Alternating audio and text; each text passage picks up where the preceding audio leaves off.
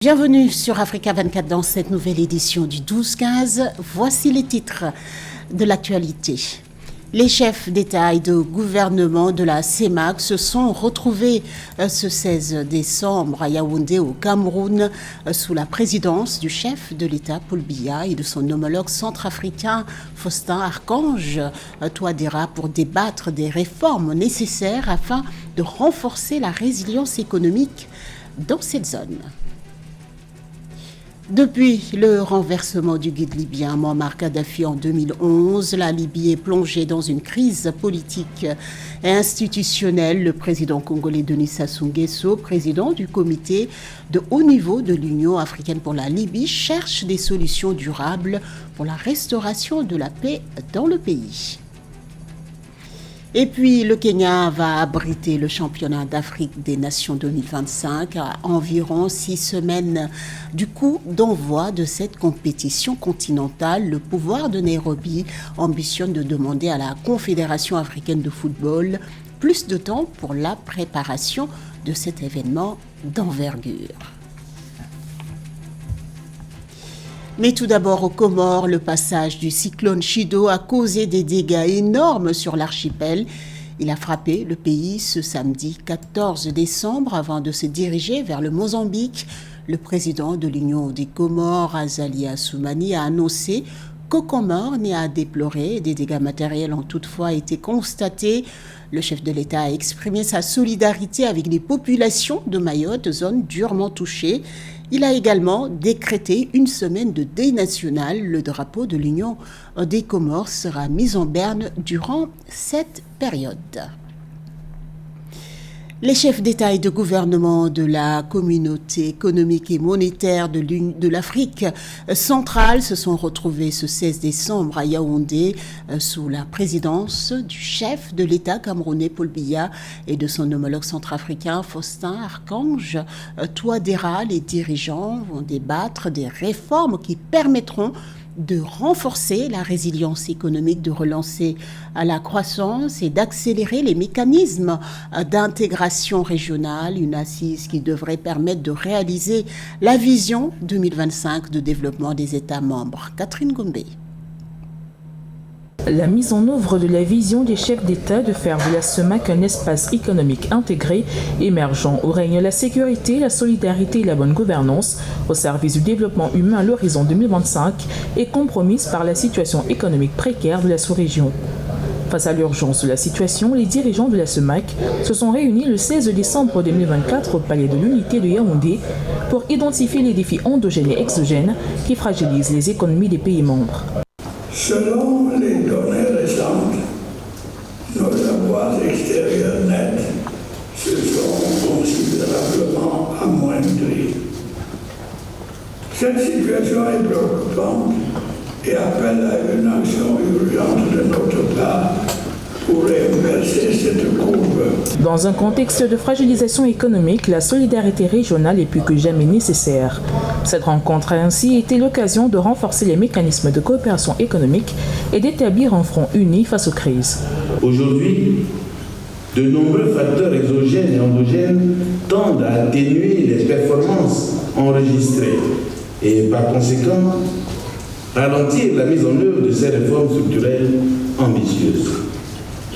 Face à cela, notre indéfectible et légendaire solidarité fera à n'en point douter la différence. La dette publique des pays de la CEMAC reste viable, même si les risques de surendettement, aussi bien pour la dette globale que pour la dette extérieure, demeurent élevés. Selon les estimations du FMI, cependant, la croissance de la CEMAC devra se situer à 3,7% en 2024 et 3% en 2025, en lien avec la hausse de l'activité pétrolière en 2024 et la bonne tenue de la production non pétrolière à court et moyen terme, notamment dans les activités agricoles et agroalimentaires. La quête de la réconciliation nationale en Libye se poursuit. Le président congolais Denis Sassou Nguesso, président du comité de haut niveau de l'Union africaine pour la Libye, a fait une visite de 3 jours dans le pays marquée par des entretiens avec les différentes factions qui s'opposent depuis le renversement du guide libyen Mouammar Kadhafi en 2011. Le président congolais a reçu L'ambassadeur des États-Unis au Congo, Eugene Young, ce 14 décembre, en réalité, l'administration américaine manifeste un intérêt particulier pour cette initiative africaine. Marie-Roger Akwa. Le président congolais Denis Sassou Nguesso poursuit ses efforts pour la réconciliation en Libye. Après une visite de 3 jours dans le pays où il a mené des entretiens en vue de relancer un processus de réconciliation nationale, le chef de l'État a reçu le 14 décembre 2024 l'ambassadeur des États-Unis au Congo, Eugene Young. Plusieurs questions au cœur de cette rencontre, la question libyenne a toutefois suscité l'intérêt de l'administration américaine. Nous avons beaucoup de choses en commun sur cette situation en Libye. Nous cherchons la paix là-bas, nous cherchons la réconciliation, la stabilité et enfin les élections et la démocratie en Libye et l'unification. Donc, Monsieur le Président a fait beaucoup de travail dans ce domaine et nous soutenons le travail qu'il a déjà fait et qu'il continuera de faire. Cependant, le chemin reste semé d'embûches. Le comité de haut niveau de l'Union africaine propose une nouvelle approche, faire signer une charte de réconciliation libyenne en février 2025 lors du sommet de chefs d'État africains à Addis Abeba. Les divisions internes et la méfiance entre factions libyennes compliquent la démarche, mais l'intérêt affiché par les États-Unis donne un élan supplémentaire à cette initiative africaine.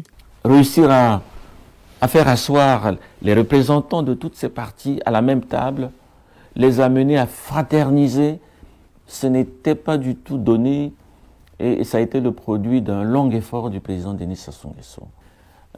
Il faut amener à présent les Libyens à adhérer de manière consensuelle à la charte de réconciliation. Depuis le renversement de Mouammar Kadhafi en 2011, la Libye est plongée dans une crise politique et institutionnelle marquée par des divisions profondes entre les différentes régions et factions du pays. Cette situation bloque l'organisation d'élections nationales et empêche l'unification des institutions publiques. L'Union africaine espère que cette nouvelle approche inclusive permettra de stabiliser la Libye, de conduire à des élections démocratiques et de garantir durablement la paix. Amélioration des infrastructures hydrauliques en Namibie. La région d'Erongo s'est dotée de 2 projets essentiels. Il s'agit de la phase 1 d'extension et de mise à niveau de Antibay et la phase 3 de remplacement du pipeline Kusembo Collector de Schwarzpumuk. Ces projets s'inscrivent dans le cadre de la modernisation et de la sécurisation de l'approvisionnement en eau dans les régions centrales et côtières du pays. Cher Omar Kamara. Dans la région d'Erongo, en Namibie, 2 projets cruciaux liés aux infrastructures hydrauliques ont vu le jour ce 13 décembre 2024. Il s'agit de l'extension et de la modernisation de la première étape de baie d'Ainsi et du changement du pipeline Kuseb Collector 2 Swakopmund. Ces initiatives font partie de la démarche visant à moderniser et garantir la sûreté des systèmes d'approvisionnement en eau dans les zones centrales et côtières. Dans son discours, le ministre chargé de l'eau a qualifié les projets indispensables au progrès national, mettant en avant leur fonction dans la réponse aux demandes grandissantes d'eau des communautés et des secteurs industriels locaux. Ces initiatives garantissent la sécurité de l'eau, soutiennent la croissance économique et améliorent la qualité de vie, et le gouvernement s'engage à assurer un développement durable pour tous. Le gouverneur de la région d'Erongo, Neville André Itopé, a souligné les implications plus larges de ces améliorations, notant que Swakopmund et Walvis Bay sont des pôles économiques vitaux et que ce projet soutient leur durabilité et garantit que les communautés environnantes peuvent prospérer. Swakopmund et Walvis Bay sont des pôles économiques vitaux. Ce projet soutient leur durabilité et garantit la prospérité des communautés environnantes.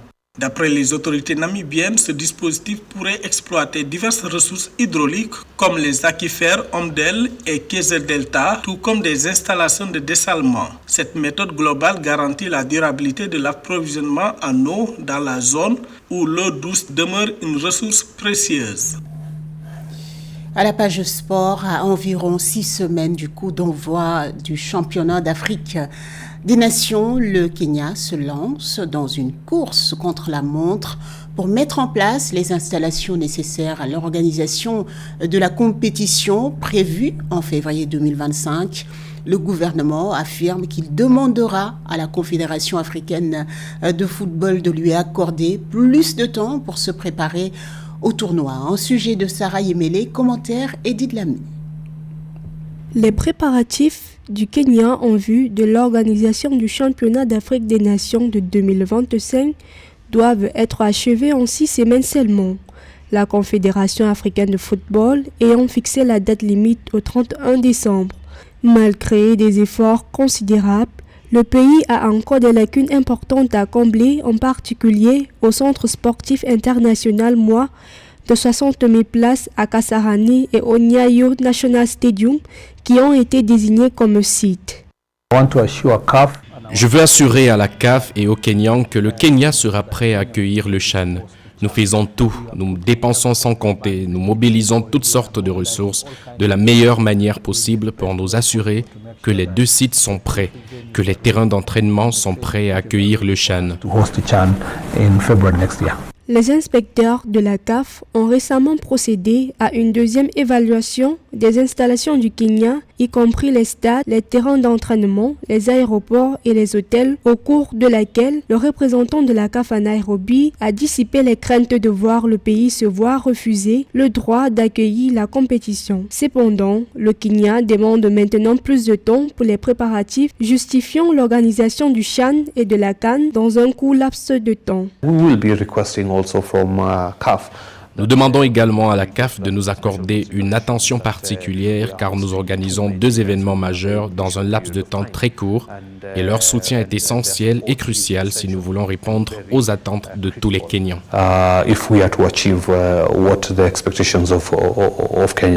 L'Ouganda et la Tanzanie, co-organisateurs du tournoi, ayant déjà des stades approuvés par la CAF, la pression est sur le Kenya pour qu'il relève le défi. Le tirage au sort du tournoi de 19 équipes qui se déroulera du 1er au 24 février 2025 n'a pas encore été effectué.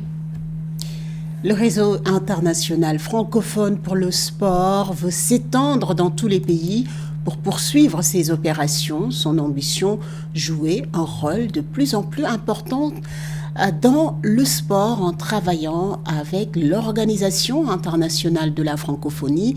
Il vient de dévoiler l'identité de sa représentante en France. Les détails avec José Douglas.